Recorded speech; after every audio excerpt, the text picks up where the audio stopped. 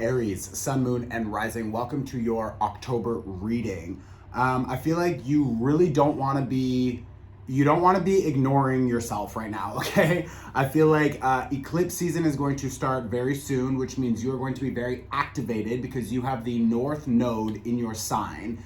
And the nodes are the points of fate and destiny and karma. And with the North Node in your sign, even if we have a new moon in Libra, which is what the next eclipse will be, that new moon in Libra, because it's your opposite sign, you're going to feel very affected. So if you're like, what the hell are you talking about?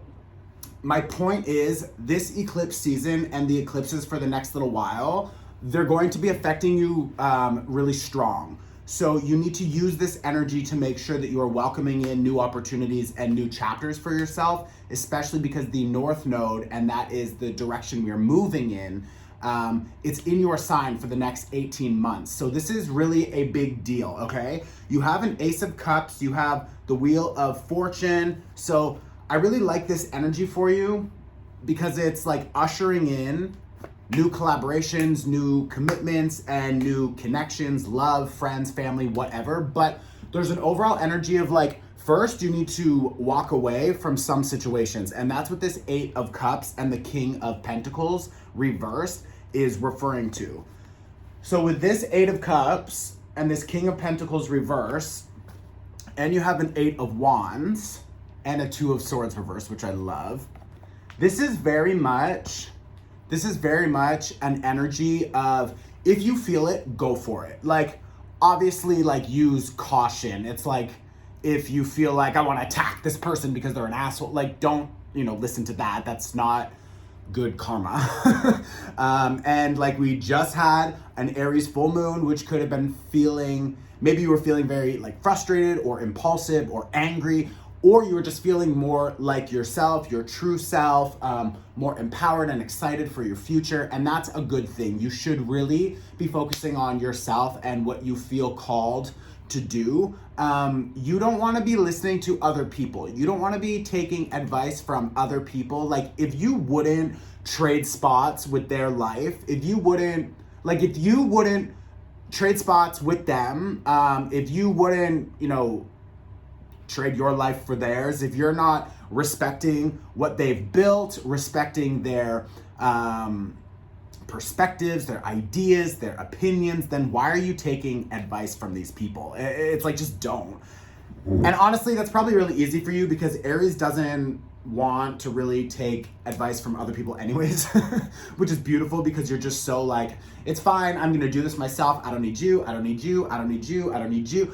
And that's a good thing, but that also can create a little bit of like isolation, and sometimes we all need help, right? So make sure that you're not getting stuck in these like loops of like trying to do something yourself, but really if another person who you respect, who has a skill set that can support, actually, like if that other person could just show up, if you could ask for help and they actually support you, you'll be able to break that loop and figure out how to move forward in a better way. So I would suggest maybe hiring an expert or working with a coach or a spiritual teacher or an energy healer who can help you sort of break through these old cycles. Maybe they're just self-limiting beliefs. Maybe they're just old toxic habits, addictions, toxic cycles, or people. Maybe it's a job that you need to quit and you just need some support from another person who's going to help you figure out what to do next or whatever. So I would just say, if you need the help, ask for it. I know it's hard, Aries, but just ask for it because other people also, they want to help you.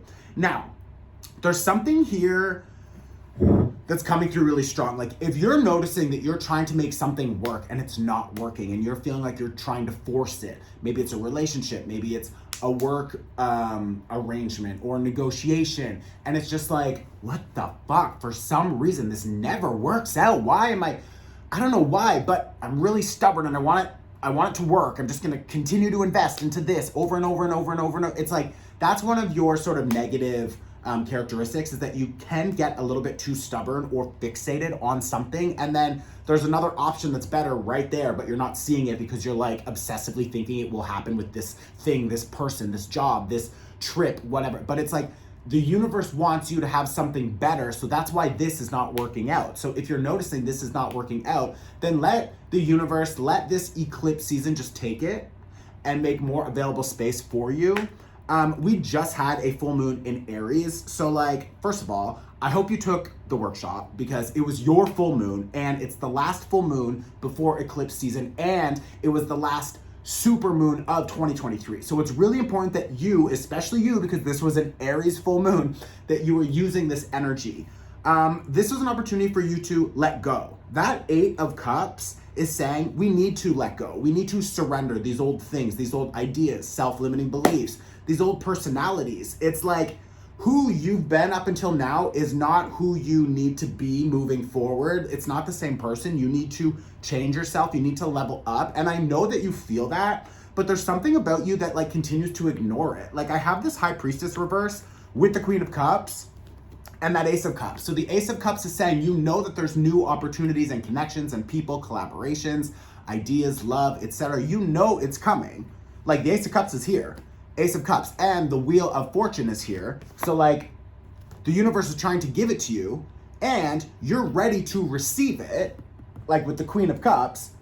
But for you to receive it, you need to make more available space. And maybe that is just, you need to change your daily habits. You need to stop working with other people who don't show up on time, not fully committed, people who promise you something, but they never give it to you. It's like, and you know that you need to stop investing into these social groups, into these jobs, into these connections.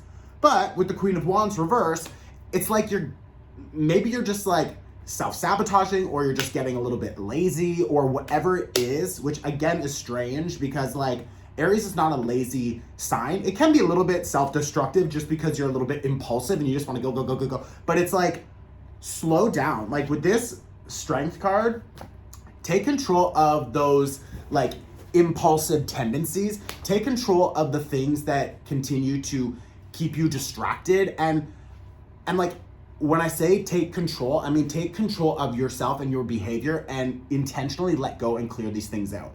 Why? Because that 8 of Wands, the Wheel of Fortune, the Ace of Cups is like there's new, better things coming, but you don't have the space to receive them. So use this full moon energy to let go. The full moon was like 3 days ago or something like that. So it's still very strong. It was a super moon, so it was closer to the earth. So it was already stronger. And like, you need to use it. So go click on the link in my bio, watch the workshop. It's free. You can pay whatever you want.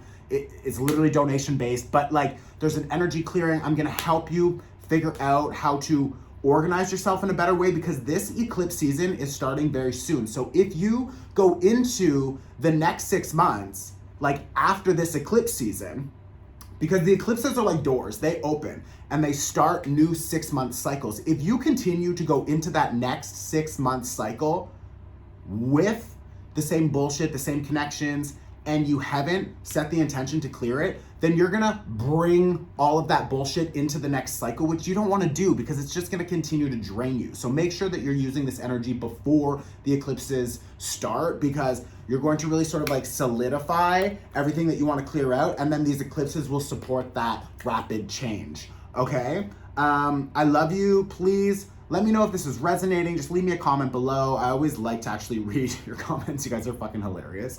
Like, especially the Aries. And yeah, share this on your Instagram story. These are free. I show up for you literally every month. So support me back. Just share it on your Instagram. Let other people know where they can find their messages because if this was helpful for you, it's helpful for other people also. And make sure you go and watch that workshop. The full moon was very recent. It was in your sign. This is a big one for you. And it's the last one before the eclipse season. And that super moon is the last super moon of 2023. So use it wisely, okay? I love you, Aries. I'll see you very soon. My little bull. Ciao. Ciao. Clam chowder.